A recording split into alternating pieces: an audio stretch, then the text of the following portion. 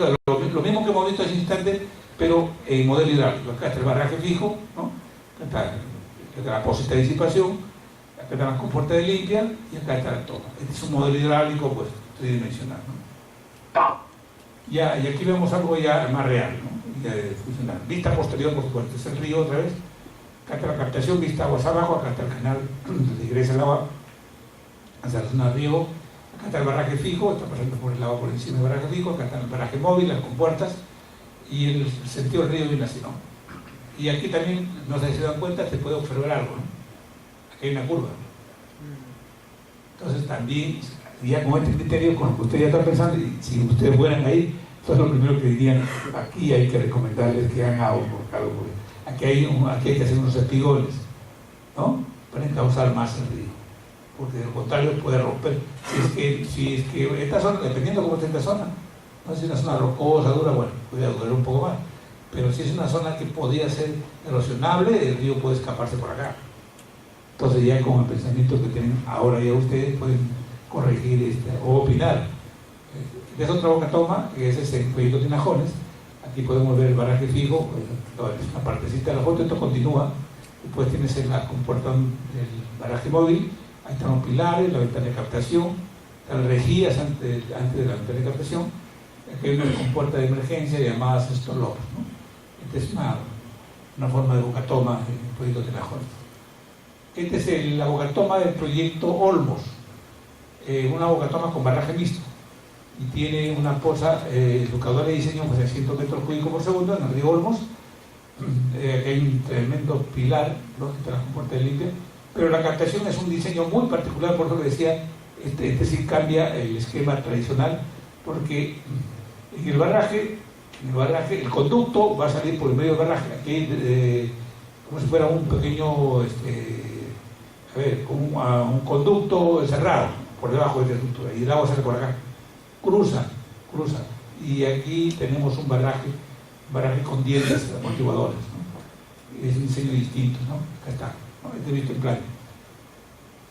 Este diseño lo van a tener ustedes en su carpeta con los cálculos hidráulicos, ¿ya? Yo se lo estoy dejando. Dispersión de energía con su bloque de efectores. Ahí está, ese es el diseño. Como lo ven, es distinto a lo que lo habíamos mencionado nosotros, porque les mencionaba algunas particularidades, ¿no? Dispersión de energía con bloque de efectores, ¿no? Construido por tramo recto y una rama inclinada, taludos en uno, tiene acá, cuenta con 201 de totalitos de concreto distribuidos en 6 columnas y 34 filas, ¿no? Bueno, aquí hay unas consideraciones hidráulicas.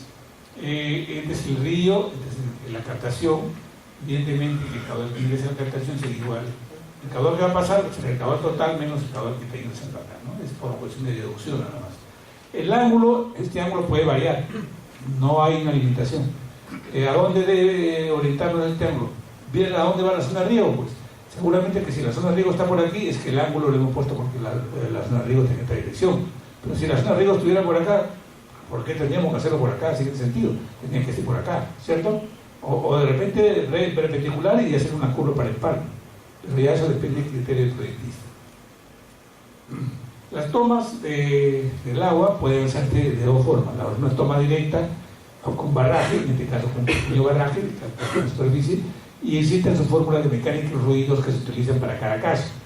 A ver, por favor, se vuelve a tratar. Esta fórmula que puede utilizarse, como también puede usarse algunas otras, y aquí hay elección de proyectista recurrir al mecánico y ruido para este caso, ¿no? Y ahí está, en el caso de que el ingreso sea con un pequeño barraje, no al fondo. Pero el otro caso que vamos a mostrar es cuando es así, ingreso de orificio. Esta es la compuerta y este es el orificio. Igual tiene su fórmula de cálculo, ¿no? Que puede utilizar esta o algunas otras un poco más reducidas, pero esta es una guía nomás. Y este es un tipo de compuerta, las compuertas radiales, que se utilizan ya sea manual o electromecánico, como es otra alternativa para el diseño y control de caudal. El diseño del liderazgo de masías, que es esta estructura, como ven ustedes, la forma que tiene, de una forma curvilínea que obedece a una curva parabólica.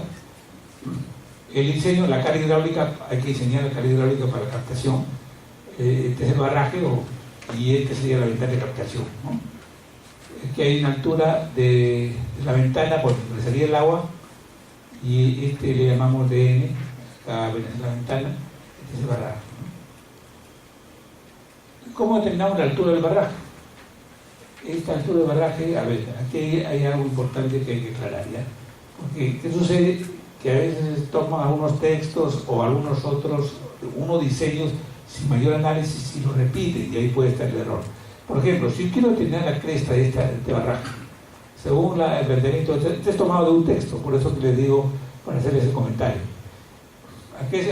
¿Cómo llegamos a esta cota? La cota del fondo del río, que es el sub 0, ¿sí? A esto le sumamos un H sub 0, que sería esto. ¿Pero qué le dice? ¿Qué cosa es el H sub 0? Dice la altura del umbral del vertedero de captación. Ya, no le dice nada más. El H, la altura de la ventana, y le da un 20 centímetros por seguridad. Pero este H sub 0, ¿cuánto vale? Algunos textos le ponen un valor, se atreven a ponerle valores. Algunos le ponen 50 centímetros, otros le ponen 60, otros le ponen 1 metro. Incluso he visto publicaciones, proyectos con valores así asignados. Cuidado con eso, cuidado con eso. Aquí por eso decía criterios. ¿Qué sucede? Yo le digo porque la última experiencia que tuve fue en el proyecto Cuyambo Tumbes. Me invitaron para hacerles el estudio de una captación adicional a la Puerta de la Guadalupe. No sé si alguien conoce el proyecto Cuyambo Tumbes, en el Puerto del Cura, en la factura del Puerto del Cura. Me contrataron para una consultoría para hacerles el estudio de otra captación adicional porque no era suficiente la que tenían. Y resulta que ellos tienen un problema de sedimenta por el río, es una toma directa, los sedimentos ingresan pero en cantidades masivas. Entonces, esta altura H sub 0 obedece a dos criterios. Uno, como les había dicho ahora, ¿qué es lo que debo tener en cuenta? Claro, cuando viene el caudal de Moisés Pasananía no hay ningún problema, el caudal está por acá y va a ingresar agua como sea, que no hay problema. El problema es cuando venga el caudal por aquí, que es el estiaje, que no llegan de la ventana. Los agricultores no te lo perdonan. Ellos quieren captar hasta una lágrima, quieren captar. Es una. Lo otro, los sedimentos. Si ese río tiene arrastre de sedimentos importantes, pues van a ingresar estos sedimentos hacia. En este caso que les comento este proyecto, que fue uno de los distintos a los que yo venía viendo normalmente, resulta que la boca toma a una margen, de la margen derecha, la zona del río está por abajo, que es lo que yo recomiendo, ¿no? La boca toma está más alta y la zona del río abajo. Pero resulta que la otra margen también se alimenta, pero la otra margen, los terrenos cultivos están arriba. Entonces ellos tienen una solución mixta. La derecha lo regas por gravedad y lo de acá lo regas por bombeo. Pero para hacer bombeo, primero esa agua la llevabas a unas cosas, como una piscina. Y de ahí extraías mediante un bombeo, una casa de máquinas con bombeo, tipo de bombeo, con sus tuberías de succión y luego de impulsión para llevar esta parte superior. Esa fosa, cantidad de sedimentos. Todos los años tenían que invertir en sacar voluntad de sedimentos y era una inversión cuantiosa. Entonces, con esa problemática es que nos dicen, mire, tenemos este problema, y nosotros como ingeniero pensamos y decimos, bueno, hay que dar solución, que no ingresen muchos sedimentos, ¿no? Y por lo tanto, tiene que haber un umbral, ¿cierto? ¿O no? Si estamos hablando que tienen gran problema de sedimentos, entonces, este H sub 0, ¿cuánto le pondrían? Algún valor, ¿cierto? Resulta que con ese criterio, decimos, bueno, busquémosle una altura que le permita ingresar el caudal mínimo, ¿sí? Y que de alguna manera ayude a que los sedimentos tampoco no ingresen. Entonces habría que ponerle una alturita, ¿cierto? ¿De acuerdo? Pensando con ese criterio, los dos criterios que estoy mencionando, que técnicamente lo estamos compartiendo, ¿no? Queremos que ingrese el caudal mínimo, ya, con esta alturita que voy a poner aquí, este H sub 0, vamos a ingresar. Pero también no le vamos a poner abajo porque no todos los sedimentos ingresan. El proyecto, la comisión técnica del proyecto me aceptó el proyecto, lo sustenté públicamente, todo correcto, todo lo aprobaron. Cuando llegó el expediente a mano de la Junta de Usuarios, los ejecutores, de la avalancha del gobierno técnico, ingeniero, este diseño no lo vamos a aprobar, no vamos a aceptar. Si usted lo traen así, esto de aquí lo vamos a romper. O sea, ¿dónde está lo técnico? Ustedes están quejando que hay problemas de sedimento. No, pero pensándolo bien, miren el criterio, ahí, cómo va contradictorio a lo que nosotros como ingenieros podemos estar defendiendo, ¿no? ¿Saben qué argumentaron ellos? Que no importa que esto vaya acá al fondo, o sea, que esta ventana vaya al radio del río. No importa que ingresen sedimentos, porque con ese poquito más de agua que ingresa, le va a permitir dar plata suficiente para cubrir el costo de la limpieza y le queda plata. Pero yo, ¿acaso es ese balance que digo? O sea, de hecho, ese balance, acaso yo lo conozco, ¿no? Entonces yo lo que hice es, bueno, aquí hay que hacer una actita en la cual el consultor sustenta y que por pedir los agricultores, bajo la responsabilidad de los agricultores, esto se va a ir a producir. Pero se advierte que va a haber problemas de sedimentación bastante importantes. Oh, me lavé las manos, Pilatos, me quedó chico, como que adiós, ¿no? Porque si no digo eso, olvídate, mañana el ingeniero de Blue, mira lo que ha pasado, ¿no? Pero ahí está el acta firmada. Entonces porque yo como técnico estoy defendiendo la low cost. Si no, no les estuviera recomendando a ustedes para que hagan todo lo diferente, ¿no? Entonces, pero ya ellos ya rompieron este H2, se ha convertido en cero para ellos. Que no debe ser, pero dicen, prefiero que se sedimente y aún así me queda plata. Bueno, es otra cosa. Por eso les comento, los criterios que a veces te sacan de esquema, ¿no?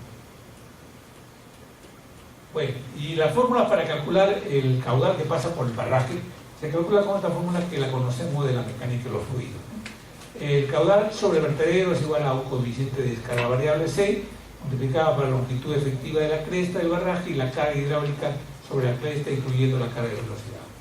Ahora, ¿cómo obtenemos eso? Ese C que aparece en la fórmula obedece a esta ecuación, donde cada uno de estos componentes tiene su nombre y su valor.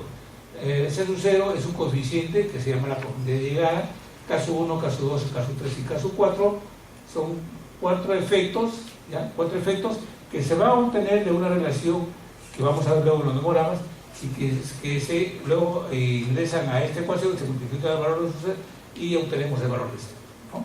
Entonces, ¿cómo lo obtenemos? Mostramos rápidamente los alumnos, miren acá. Acá.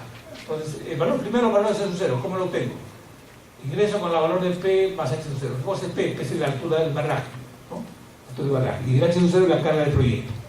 Entonces, con esta relación, tengo un valor de descarga horizontal, me levanto con un valor, vamos a poner que sea 1, ¿ya? 1 me levanto, intersecto acá la curva, y este me va a llevar a la escala vertical. Entonces, ¿cuánto vale ese 0? Va a estar entre 3.8 y 4. Bueno, ahí veremos qué valor sale, ¿no? Entonces, ya es el primer valor de 0,0. Y así hacemos para lo siguiente, ¿no? Son diferentes efectos. Igual, estamos con esta relación, igual hacemos para el siguiente. Acá, si el paramento fuera vertical, bueno, en este caso vertical, no hay necesidad de emplear esto porque es cuando el paramento es inclinado. Entonces este no lo tomamos en cuenta. Pero para los otros efectos sí, cada uno tiene su propia deducción, hay que ingresar con los valores, ingresar y encontrar los valores correspondientes, ¿no? Y así seguimos avanzando con estos, son memoramas que también lo tienen ustedes en sus diapositivas, y hasta terminar reemplazando los valores. Finalmente, la longitud también del barraje va a ser igual le llamamos a este L longitud efectiva, que va a ser igual a L sub 1, que es la longitud neta de la cresta, N es el número de pilares, caso P es el coeficiente de contracción de pilares, caso A es el coeficiente de los estribos, y H sub E es carga total sobre la cresta, ¿no? También todo esto también tiene sus valores, está también en la información que se entrega. Ahí está el perfil del barraje cría. En realidad es un perfil geométrico que obedece a una curva analítica, ¿no? Tiene dos curvas realmente, ¿no? Si pasamos por este eje, digamos, esta crestita, el eje del sistema de coordenadas cartesianos X y Y, y tenemos una curva aguas arriba, una pequeña curvita aguas arriba y una curva aguas abajo, ¿no? Esta curvita aguas arriba, que además tiene dos curvas, porque tiene dos rayos, R1 y R2, radio compuesto, hay una distancia X sub C y sub C con respecto a la posición donde inicia la curva pequeña y termina. Esta es una primera curvita. La segunda, toda esta curva se dibuja, porque en realidad es un dibujo que hay que hacer de la ecuación parabólica, ¿no? Y y X son los parámetros, las variables que obtener, y H sub 0, que es la carga de proyecto, que sería esta, H sub 0 que aparece acá, y K y N que aparecen acá, son parámetros que hay que obtenerlos de los nomogramas. Ahora, ¿cómo los vamos a obtener? Ahí viene el tema, ¿no? Pero es muy sencillo. Miren, ¿qué es lo que quiero calcular para este perfil? Necesito saber cuánto vale X sub C, cuánto vale Y sub C, cuánto vale K y N para reemplazar y después graficar mis curvas. Necesito ingresar con dos valores, ¿no? Donde yo debo calcular la velocidad del flujo y la pérdida de carga del flujo, o sea, aquí, ¿no? Entonces, la velocidad es caudal sobre área. Si queremos simular el área, deberíamos decir que el área en esta sección sería P más H sub 0, la altura total del agua, ¿no? Sería caudal entre el área, ¿no? Pero para un caudal unitario, es caudal unitario, que vendría a ser igual. Aquí este caudal es unitario porque no aparece el L de la longitud del barraje, ¿no? Entonces todos trabajamos como unitario, por un metro lineal del fondo, ¿no? Se entiende que el barraje tiene una longitud, es una sección, hay una profundidad, pero estamos trabajando por una unitaria, ¿no? Entonces, con esto, acá está nuevamente expresado la ecuación del perfil, un poquito más detallado, el valor de qué significa cada uno de ellos y qué significa la carga H, que es igual a H sub 0 más la carga de velocidad. Con estos valores, vamos a obtener el valor de K y N y así todos los valores, pero entramos con la relación, esta relación H sub A o H sub 0 sobre H sub 0 mayúscula. Entramos y interceptamos a la curva que me obedezca al perfil del paramento. Si el perfil del paramento vertical, intercepto la curva y me sale el valor de K. Igual hago aquí, busco la curva que corresponde a la vertical aquí y encuentro el valor de N. Entonces K y N. Igual que he hecho para K y N, haré para obtener los X sub C, Y sub C, R1, R2 y están en cada uno de estos escalas verticales, ¿no? La misma metodología, pero hay que ver y obtener los valores, los tienen también en su gráfico. Y esta es la primera parte de este tema. No sé si continuamos rápidamente con Fernamos. Estamos todavía en el primer tema. El primer tema lo tomo. Puede ser aquí. Y esto es lo que estamos tratando de hacer.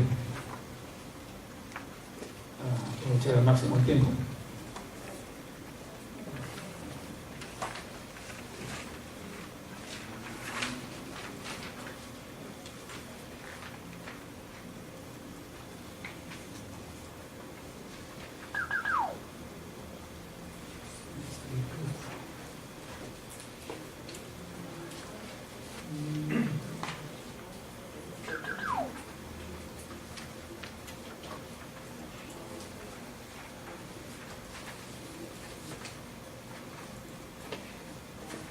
Estamos a la segunda parte del mismo tema, ¿no? Ya.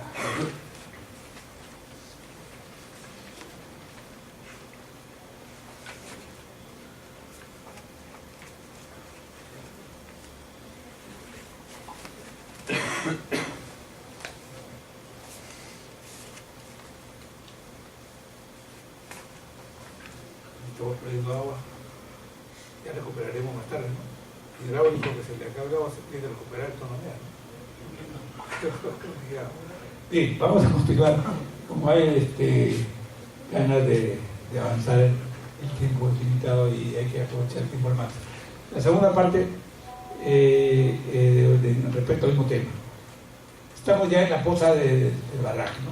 Hemos visto cómo gráficamente podemos diseñar este perfil, ¿de acuerdo? A propósito de esto, también les voy a dejar una hoja de cálculo, una tradicional en Excel, ¿ya? De cómo se diseña, todos los pasos para diseñar esto, con su gráfico, todo, vamos a dejar ahí también. Es otro modelo de hacer el diseño evocatorio, distinto al que le vamos a dejar de Olmo, ¿no? Entonces, para que tengan cómo comparar. Por ejemplo, acá, yo quiero diseñar este barraje, ¿no? El barraje. Hemos diseñado hasta aquí, vamos a decir gráficamente, la curva, pero hemos llegado hasta acá. Nos falta, para completar todo este barraje, me falta saber qué longitud debe tener esta poza, ¿no? Qué profundidad debo darle a esta uña, ¿no? Para que se pueda anclar. Y si hay un soldado delantero y si lo requiere, qué longitud le puedo dar, ¿no?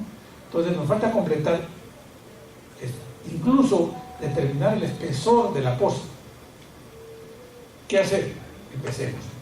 El fluido, al llegar efectivamente en época de máximas avenidas, que ese es el cálculo más favorable, se produce, a la caída se produce un fenómeno conocido como el resalto hidráulico, ¿cierto? Donde están los triantes conjugados de SU1 y de SU2, ¿cierto? El triante conjugado de SU1 es más chiquitito que aparece acá y el de SU2 es más ampliado, ¿de acuerdo? Entonces vamos a proceder a calcular el tirante de SU1, pero para calcular el tirante de SU1 yo puedo aplicar Bernoulli entre esta sección de la cresta y esta sección.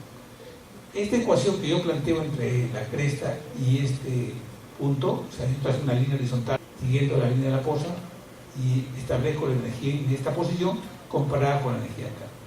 A esto le llamo Z y aquí le aplico el tirante crítico, calculo mi tirante crítico más la carga de velocidad crítica y debe ser igual al tirante de SU1, según Bernoulli, más la carga de velocidad en 1 más la sumatoria de pérdida de carga entre 1 y 2, o en esta sección para entre 0 y 1 para decir más claro.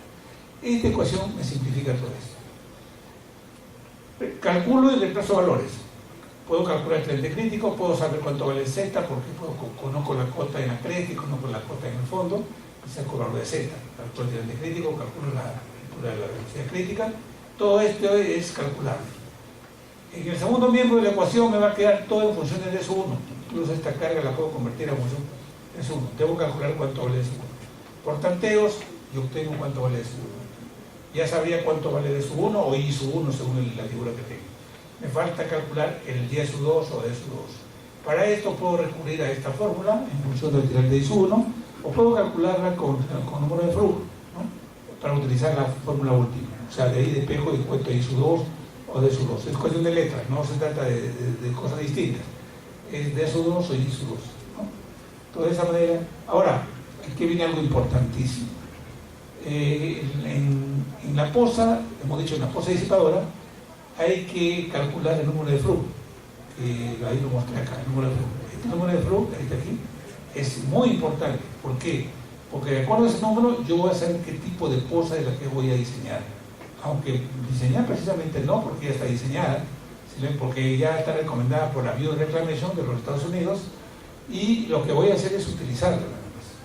Y cada uno de estos valores, según de acuerdo a cómo lo obtenga, ahí está el Bureau of Reclamation, que ha elaborado diseño generalizado de tanques amortiguadores en función del número de flujo. Entonces, si el número de flujo está entre 1.7 y 2.5, me da una característica de resalto hidráulico. Si varía de 2.5 y 4.5, este es otro valor, y así sucesivamente. Pero vayamos a lo que más nos interesa, que son los resultados. Dice, si es entre 1.7 y 2.5, la longitud del colchón puedo calcularla con estas dos ecuaciones, cualquiera de las dos. Y vemos cuál es la mayor, ¿no? Entonces es muy sencillo. Y ahí está el caso cuando el número de flujo está entre 2.5 y 4.5. De acuerdo a esto, ya está el diseño. Este es un diseño que hay que respetarlo. Para llegar a estos modelos, la Bureau of Reclamation, o UCBR, ha hecho 300 modelos hidráulicos de cacas para llegar a determinar un modelo típico a nivel mundial. Entonces ya tengo el diseño. ¿Qué consiste? Que si yo tengo calculado cuánto vale de SU1, cuánto vale de SU2, pues aquí lo único que hago es buscar los equivalentes y rediseñar esa estructura que ya está prácticamente predimensionada y utilizar el caso de SU1, encontrar el SU2 a la longitud de la poza con estos numerogramas, ¿no? Entregamos con número de flujo y presentamos a la curva y entramos acá. Esto está en función de la longitud y el de SU2. Entonces, si como conozco el número de flujo y conozco de SU2, despejo de acá y me sale la longitud de la poza, ¿no? Entonces, igual puedo utilizar el anterior. Varía cuando es mayor de 4.5 y cuando la velocidad es menor de 15 metros, puedo emplear este tipo 2. A diferencia del otro, ven ustedes que aquí hay unos dados intermedios, ¿no? Con el mismo procedimiento hacemos lo propio. Y cuando la velocidad es mayor que 15 metros por segundo, ya cambia. No hay dados intermedios, pero hay a la salida un bloque de dados. Igual, empleamos con el mismo mecanismo estos valores. Y finalmente vemos la supresión para calcular el espesor del colchón. La supresión, aquí tenemos la fórmula simplificada, donde la supresión a una distancia X cualquiera, pues la forma general, si llamémosla así, va a ser igual a H sub X, que es la carga hidráulica en un punto determinado, ¿no? Menos L sub X de la longitud compensada hasta el punto que queremos calcular, y L la longitud total de la filtración, ¿no? Toda la filtración por debajo de la superficie, en este caso, ¿no? No olvidemos que la supresión es una fuerza, ¿no?, hidrostática, pero que va de abajo hacia arriba a través de la masa del suelo. Entonces, por eso es que es el agua filtrada, es la presión del agua filtrada que ejerce de abajo hacia arriba, por eso se llama supresión. Y aquí aparecen otros valores como H, H', que están aquí en el dibujo precisamente, ¿no? El H' viene dentro del agua con respecto al nivel de salida, respecto al fondo de la poza, y bueno, el resto de valores que aparecen ahí. Hecha este cálculo de la supresión, que también lo tienen en la hoja, en las hojas que les estoy dejando, en el cálculo aparece el cálculo completo de esto, y puedo calcular el peso del colchón haciendo una ecuación de equilibrio entre el peso de la losa y la supresión. Teóricamente debe haber un equilibrio y despejamos entendiéndose que el peso de la estructura va a ser igual al peso específico por el espesor y por un ancho unitario, ¿no? Y debe ser igual a la supresión para que esté en equilibrio. Pero por razones de seguridad le damos 3/4, o para fines prácticos que se convierte en 4/3 del espesor de la losa, dividiendo la supresión entre el peso específico del concreto, ¿no? Y al final, el caso de considerar un tirante, si fuera el caso de considerar agua en la poza, pues el espesor se puede calcular resumidamente con esta expresión, ¿no? Entonces, de esa manera obtenemos el espesor del colchón. Erosión local, aguas abajo de la presa de Ibadora. Este temita sí es muy interesante, ¿no? ¿Qué pasa? Diseñamos la poza muy bien, ya diseñamos el espesor, pero a la hora de la salida, el problema es cuando le dije qué profundidad le voy a dar de esta uña, ¿no?, a la salida. Eso se calcula en función de la profundidad de la socavación que se ha producido, de la erosión local. Esta profundidad, ¿a dónde va a ir?, ¿no? Y para eso existe una serie de métodos de cálculo. Aquí luego ustedes tienen la oportunidad de les estoy mostrando, porque esto no lo vi la vez pasada. Voy a mostrarle una serie de fórmulas que podría ser una especie de ensayo que ustedes puedan verificar o calcular para que vean con cuál de las fórmulas se quedan. Bueno, la teoría es la siguiente, ¿no? Aquí están las condiciones de flujo aguas abajo. La gráfica mostraba resumen las posibles condiciones de erosión aguas abajo de las estructuras hidráulicas. Se muestra el vórtice, ahí está, ¿no?, cómo se produce, como el eje horizontal aguas abajo de la poza y cómo está afectando la erosión, ¿no? Entonces, nosotros tratamos de evitar que esto ocurra y para eso hay que recurrir primero a saber cuál es la profundidad de su trabajo. No existe una fórmula universal capaz de mostrar los flujos mostrados, sin embargo existen aproximaciones para estimar la erosión local. Eso hay que ser claro, ¿no? Porque ¿qué pasa? Dice, bueno, hay una fórmula y tomo ese valor a ciegas, ¿no? Entonces aquí otra vez yo siempre pongo a consideración que el proyectista debe elegir, debe buscar cuál es. Si yo voy a dar algo como recetario, le digo, esta fórmula existe y ya la van a aplicar, de repente no es la más apropiada. Por eso queda criterio. Sin embargo, yo voy a proporcionarles una serie de metodologías, ¿no? ¿Qué es lo que tratamos de buscar acá? Acá niveles, cómo se han producido todo, pero lo que buscamos cuánto vale es la socavación, ¿no? Esa socavación. Mostramos para empezar el método de Chorlitz. El método de Chorlitz, acá está la fórmula. O sea, el de eso es, ¿qué viene a ser el de eso? Es la profundidad de socavación, pero es igual a la socavación propiamente dicha con el nivel de salida, más el tirante justamente en esta sección. O sea, este más H sub es igual a este. 4.75, ahí está, H sub 0 o H al 0.2, ¿no? Y Q que es el unitario, todos los valores que aparecen aquí estamos aquí en la simulación, ¿no? No hay nada nuevo acá. Lo único que es reemplazar en la fórmula y obtener eso, ¿no? Aquí no hay ningún problema de cabeza, sino que simplemente es reemplazo y obtención. Lo importante es saber cuánto me sale ese para estas condiciones, ¿no? Igual va a haber otros métodos, como el método de Lonese. Igual aparece su fórmula, es una fórmula distinta, ¿no? Igual tiene su leyenda de interpretación y volvemos a calcular finalmente cuánto vale H, en este caso viene a ser H es la profundidad de su excavación. Otro método más, el método de Jagger, o Jagger, como quieran llamarle, igual aparece una fórmula un poquito más ampliada, pero con la definición correspondiente para calcular la profundidad de su excavación. Y una más, el método de Franklin, ¿sí?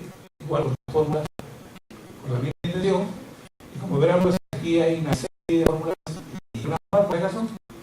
Vamos a ver. El método de la serie. Es una de las que parece como puede ser en alguna publicación.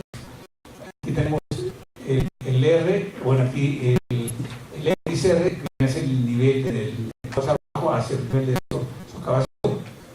Y este X es un coeficiente que varía entre 1.575 y 2.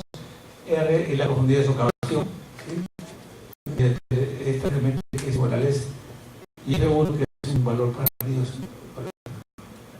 Aquí lo mismo es esta ecuación, ¿no? De la misma ecuación. Entonces, de esta manera calculamos hasta dónde va a ir la profundidad de la uña a la salida del barraje. ¿Cuál es la profundidad? Lógicamente esto no queda ahí, es una posición rocosa para evitar que este otro se pronuncie. Y ahora de cerca para que se pueda apreciar a qué distancia, algunas recomendaciones que nos están dando ahí. Y el canal de limpia, en la otra parte que nos queda, los canales de limpia están aquí en este caso, por ejemplo, estamos tomando el modelo de Tonsai Molchi, que tiene sus comportes. ¿Cuáles son los canales de limpia? Evidentemente, como su nombre lo dice, eliminar los sedimentos que se depositan en esa situación. Esta puede ser 1, 2, 3, 4, no sé, de canales, pero eso va a depender del criterio proyectista en función de algunas recomendaciones que vamos a hacer luego. Bien, aquí es un trazo que aparece el canal limpia, es perpendicular a la captación. Ese canal limpia que trabaja puede tener la posición perpendicular por la dirección de la captación o inclinada. Algunos criterios de diseño de la ventana de limpia, ¿no? Como tienen que eliminar sedimentos, pues hay que vencer una velocidad de arrastre. Y acá hay un cálculo de velocidad de arrastre en función de un coeficiente del material, llámese esto arena, grava, o, de acuerdo al diámetro, tendrá un valor distinto para cada uno de ellos, entendiéndose que dé en ese diámetro grande mayor. El ancho del canal debería estar dado por el caudal total entre el caudal unitario, entendiéndose el caudal unitario en función de la velocidad de arrastre. La pendiente de canal en ese tramo también se recomienda verificarla, calcularla con esta fórmula, ya que tiene una característica particular de canal de limpia por los materiales de arrastre que tiene, ¿no? Y aquí tenemos ya el esquema de la comporta de limpia. Este es un criterio muy interesante y que a usted lo puede dar en cualquier momento sin pensar mucho en saber si un diseño de esta naturaleza está bien enfocado o no. Por ejemplo, aquí vemos, este es el frente de regulación limpia, acá están las compuertas de limpia y acá está el barraje. ¿Está bien? Entonces, un criterio que considero que es uno de los más válidos es que el área, esta área de las compuertas de limpia, debe ser igual a 1/10 del área comprendida en el aliviadero. ¿Ya? La otra recomendación dice que esta área de compuerta limpia debe ser igual a 1 o 2 veces el área de la ventana de captación. Pero este criterio realmente casi no es muy usado. Mayormente se usa que esta área sea 1/10 del área del barraje. A ver, yo les haría una sola pregunta, a ver si coinciden conmigo. Yo les comento una anécdota. En la región de Piura, regional de Piura, recibí una invitación de la jefa de planificación. Yo estaba dictando clases en la universidad y me dice: ¿usted es el ingeniero de Burú? Digo, no, sí. ¿Usted es especialista en hidrología y hidráulica? Digo, bueno, eso dice. Y si yo no necesito dinero con gente, voy a hablar con usted. Digo, ¿qué le queja a sus exalumnos? Le decía, ¿le queja a los exalumnos? Yo tengo que ver con los exalumnos. Ya el que fue mi alumno ya no está bajo mi responsabilidad. Yo porque tengo que pagar las cosas. De repente por ahí hicieron una buena travesura y no me echaron para mí. Pero bueno. Y ahorita no puedo licenciar por el médico de su física. Y Natal puede venir. Y la verdad es que ese rato no reaccioné de qué se trataba. Y como el pasaje me fui. Y el camino iba diciendo: ¿y por qué no estoy obedeciendo? ¿Qué tengo que ver, no? He llegado al gobierno regional y me dice: dice, tú te sientas, hay una sala de reunión. La licenciada está por venir. La licenciada me dice: señor, por favor, mire, tú me sientas. Y sin mayor comentario empieza Dice, ya que pasen los ingenieros del área de la elaboración de proyectos, comienzan a desfilar. ¿Qué era conocido? Profe. En realidad eran mis exalumnos. Que pasen los ingenieros de la oficina de evaluación, de los proyectos, calibre de elaboración y de evaluación. Por otra puerta. Una mesa redonda. Yo seguía en duda sin saber de qué se trataba. Y me dice, ingeniero, ¿los conoces? ¿Cómo no lo va a conocer? Soy mis alumnos. Y le digo, ¿y cómo yo estoy entregado hasta el momento? No sé. Yo he venido sin mayor razonamiento cuando usted me ha dicho que mis alumnos están portando mal y la verdad es que yo no sabía qué decir. No, me dijo, es una broma.